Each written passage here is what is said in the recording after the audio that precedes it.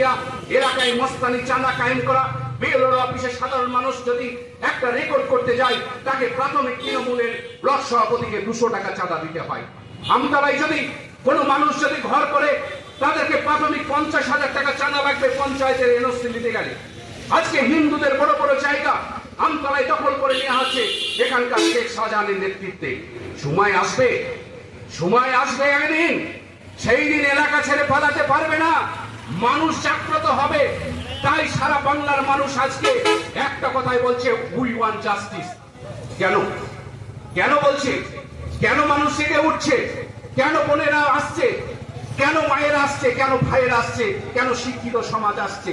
আজকে আপনারা ভেবে দেখবেন, আপনার মেয়েটা যখন স্কুলে যায়, যখন আপনার মেয়েটা প্রাইভেটে যায়, আপনার মেয়েটা যখন হোস্টেলে পড়াশোনা করতে যায়, আপনার মেয়েটা যখন বাইরে পড়াশোনা করতে যায়, প্রত্যেকটার মা বাবার স্বপ্ন থাকে সেই মেয়েটা উচ্চ শিক্ষিত হয়ে শেষ বয়সে প্রতিষ্ঠিত হয়ে আমাকে দুমুঠো ভাত দেবে, খেতে দেবে। আবার তারও চিন্তাধারা থাকে যে মেয়ে প্রতিষ্ঠিত হলে সুপাত্রের সাথে মেয়ের বিয়ে হবে। কিন্তু আমরা প্রতিনিয়ত আজকে ভাবছি যে আমার মেয়েটা বাড়ি ফিরবে তো, আমার বোনটা বাড়ি ফিরবে তো।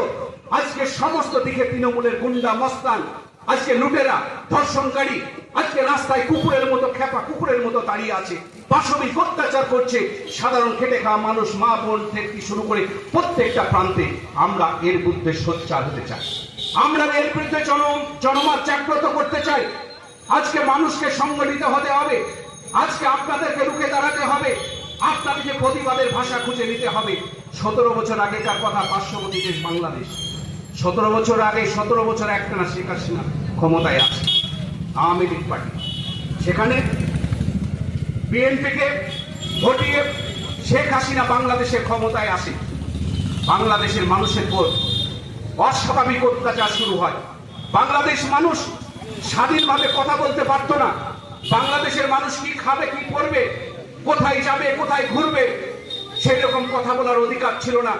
একের পর এক বিরোধী দলের নেতাদেরকে জেলখানায় পুরে দেওয়া হলো। সেখানকার মানুষ